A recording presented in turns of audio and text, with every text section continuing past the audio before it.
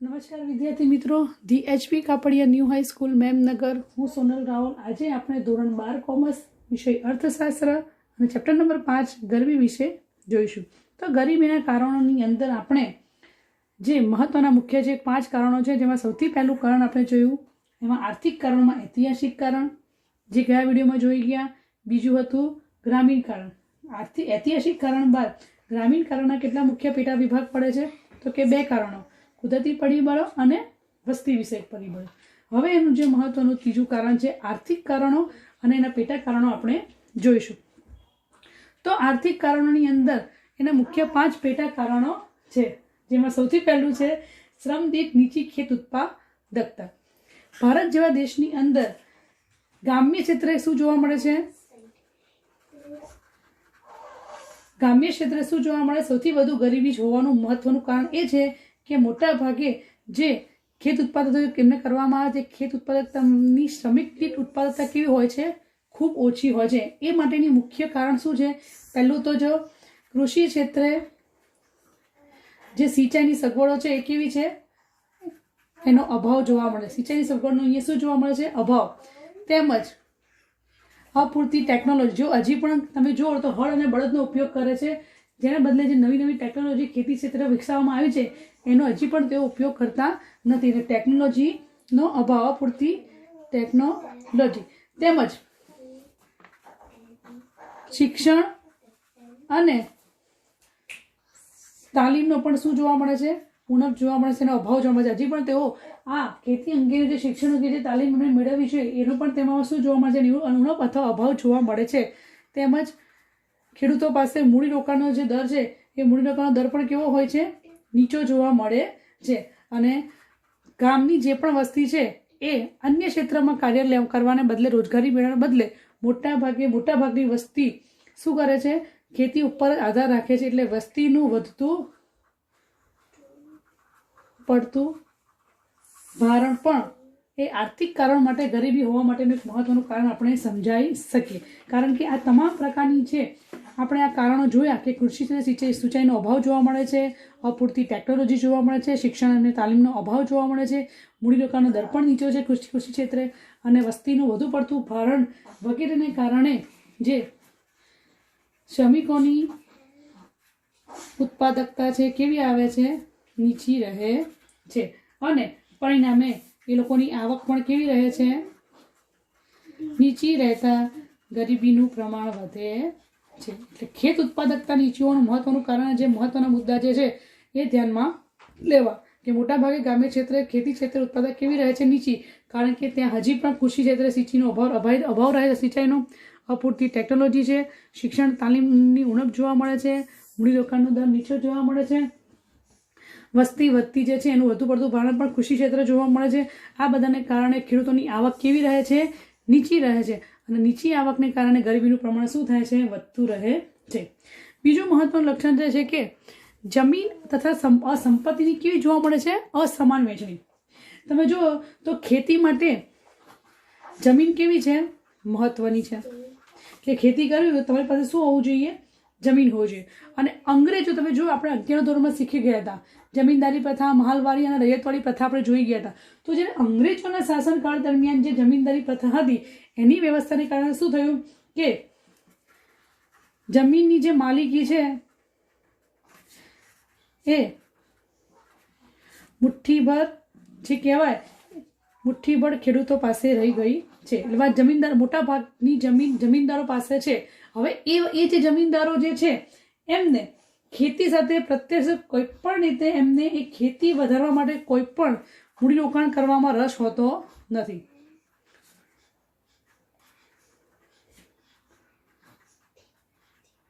તમે જો જે મોટા ભાગની જમીન જેમની પાસે છે, જે વર્ગ પાસે જમીનનો મોટા ભાગનો જે જમીનનો ભાગ એમની પાસે છે, એ લોકોને પ્રત્યેક રીતે ખેતીમાં ઉત્પાદન કરવામાં કોઈ રસ નથી. અને જે લોકોને રસ છે અને એ લોકો પાસે કેવી જમીન રહી ગઈ છે? ખૂબ જ ઓછી, મુઠ્ઠીભર જમીન રહી ગઈ છે. અને જેની પાસે છે એ લોકોને ખેતી કરવામાં કોઈ રસ રહેતો નથી. અને એના કારણે ખેતી માટે જે નવા પગલાં લેવા જોઈએ, જે મૂડીરોકાણ કરવું જોઈએ, એમાં પણ તેઓ રસ દાખવતા નથી. તેથી શું થાય છે? જે બીજી તરફ જે ખેત કરનાર ખેત મજૂરો જે છે જે ખેત મજૂરો છે કે જે ભાગ્યાઓ એટલે કે જેમને જમીનદારોએ પોતાની જમીન ખેતી કરવા માટે શું આપી હોય, ભાડે આપી હોય, એવા ભાગ્યાઓ જેમની પાસે પણ પોતાની જમીન ન હોવાને કારણે એ લોકોને પણ મૂડીરોકાણ કરવામાં કોઈ રસ રહેતો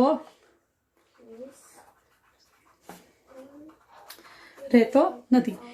બે બાબત થઈ જાય છે કે એક તો જમીન અને સંપત્તિની અસમાન વહેંચણી કેવી છે કે જેની પાસે જમીન છે, જે જમીનદાર વર્ગ છે એમની પાસે જમીન છે, પરંતુ એમને એ જમીન જે ખેતી માટે હોવી જોઈએ, જે ખેતી માટે તેનો ઉપયોગ કરવો જોઈએ, એમાં એમને કોઈ રસ નથી, માટે એ લોકો મૂલ્યાંકન કરતા નથી. અને જેમને જે ખેત મજૂરોને વાપરવા માટે અથવા ભાગ્ય તરીકે અથવા પોતે ભાડે આપી છે જમીન, તો એવા ખેડૂતોને પણ પોતાની માલિકીની જમીન ન હોવાને કારણે એ લોકો પણ એ જમીનનું પણ મૂલ્યાંકન કરવામાં રસ રાખતા નથી. એટલે પરિણામે શું આવે? ખેત ઉત્પાદકતા નીચી રહે છે. અને ખેત ઉત્પાદન નીચી રહેતા શું બને છે? ગરીબીનું પ્રમાણ, આવક ઓછી મળે, અને આવક ઓછી મળતા શું થાય છે? ગરીબીનું પ્રમાણ વધતું જાય છે. તો આ હતું શ્રમિકની નીચી ખેત ઉત્પાદકતા. બીજું આપણે જોયું જમીન અને સંપત્તિની અસમાન વહેંચણી જોઈ. હવે ત્રીજું મહત્વનું કારણ છે કે નાના અને ગૃહ ઉદ્યોગનો અલ્પ વિષય. તમે જુઓ છો કે ભારત દેશની અંદર, ભારત દેશ આઝાદ થયું ત્યારથી 5 વર્ષની પંચવર્ષીય યોજનાઓ નક્કી કરવામાં આવી કે જેની અંદર 5 વર્ષની અંદર તમામ પ્રકારના ભારત દેશના આર્થિક વિકાસના મહત્વના નિર્ણયો લઈને એ માટે શું કરવામાં આવે? કાર્ય કરવામાં આવે છે. તો એ પ્રથમ પંચવર્ષીય યોજના ક્યારે હતી? 1951 થી 1955. ત્યારબાદ 1956ની જે પંચવર્ષીય યોજના હતી, એટલે કે બીજી પંચવર્ષીય યોજનામાં તમે જુઓ એવું આર્થિક વિકાસની વ્યૂહરચનાના ભાગરૂપે આપણે ભારે અને પાયાના ઉદ્યોગોને શું આપ્યું? મહત્વ.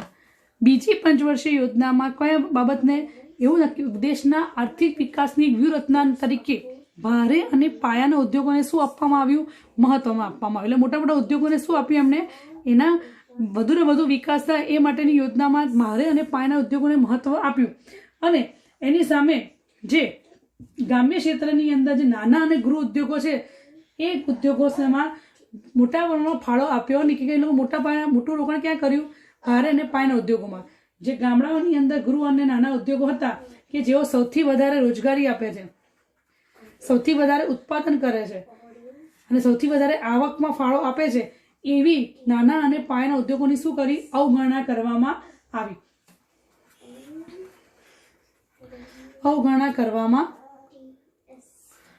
જેને કારણે ખેતી સાથે જે બી સંલગ્ન જે પ્રવૃત્તિઓ હતી, જેવી કે પશુપાલન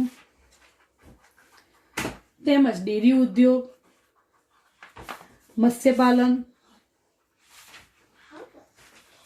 વગેરે જેવા ઉદ્યોગોને કારણે શું જોવા મળી? મોસમી બેકારી જોવા મળી. કેમ?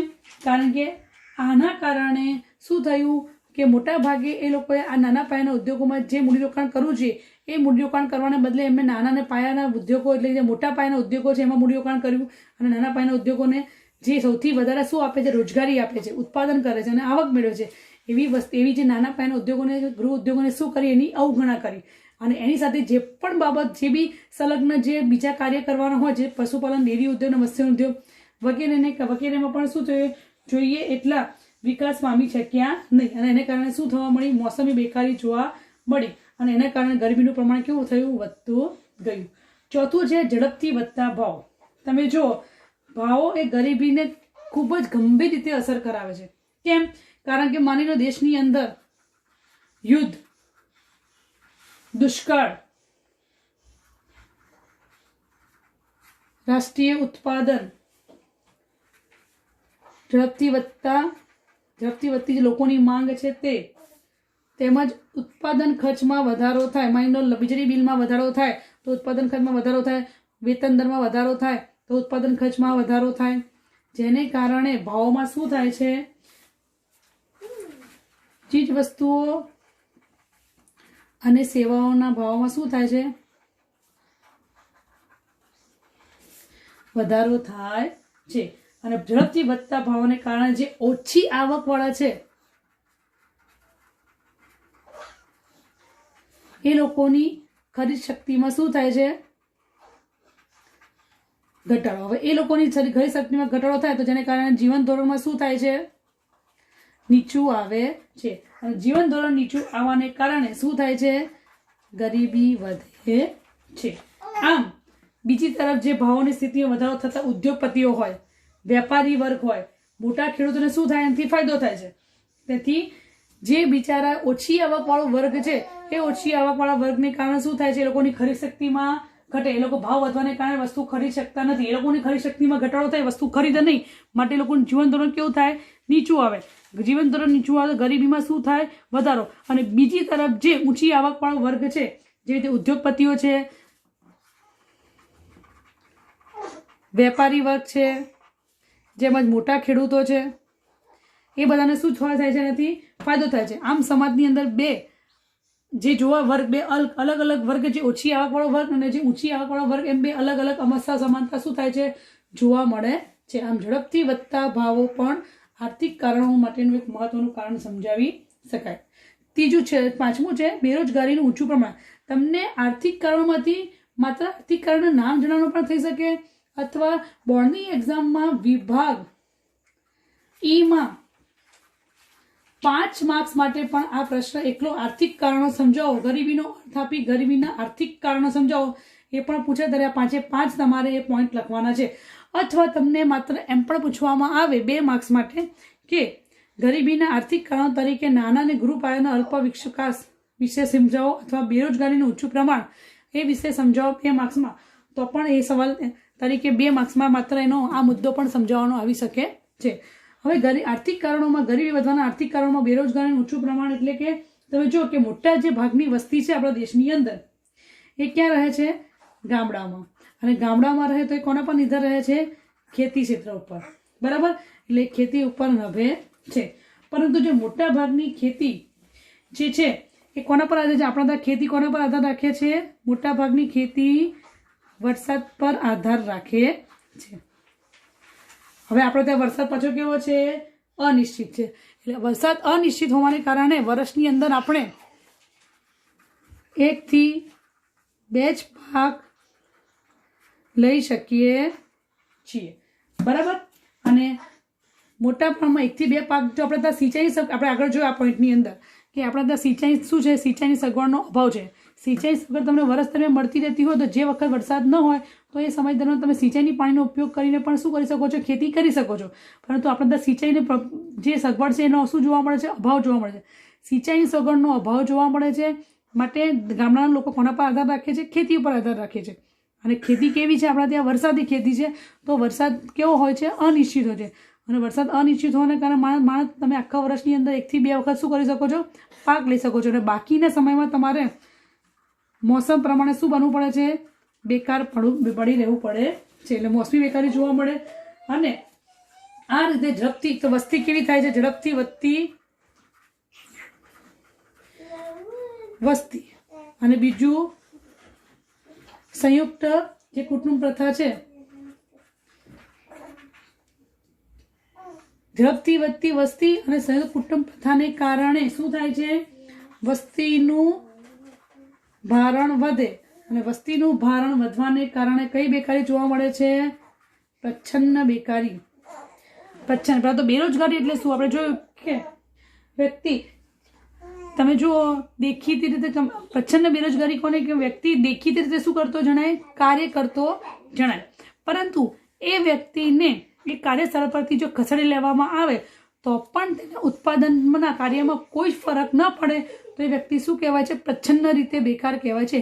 કે જ્યાં 10 માણસોની જરૂર છે ત્યાં 15 લોકો રોકાયેલા હોય, એમાંથી 5 વ્યક્તિઓ ખસેડી લેવામાં આવે તો પણ તેની ઉત્પાદકતા કેવી રહે? શૂન્ય રહે. કહેવાય ઉત્પાદનમાં કોઈ ફરક ન પડતો હોય તો તે કેવો બેકાર કહેવાય છે? પ્રચ્છન્ન બેકાર કહેવાય છે. તો આ રીતે ગામડાઓમાં ખેતી ક્ષેત્રે પૂરક ઉદ્યોગોનો વિકાસ બી કેવો છે? જે પૂરક ઉદ્યોગો છે એનો વિકાસ કેવો છે? ઓછો. બીજું, ગામડાઓમાં શું જોવા મળે છે? શિક્ષણનું નીચું પ્રમાણ એટલે નિરક્ષરતા જોવા મળે છે. પાછું શ્રમની ઓછી ગતિશીલતા.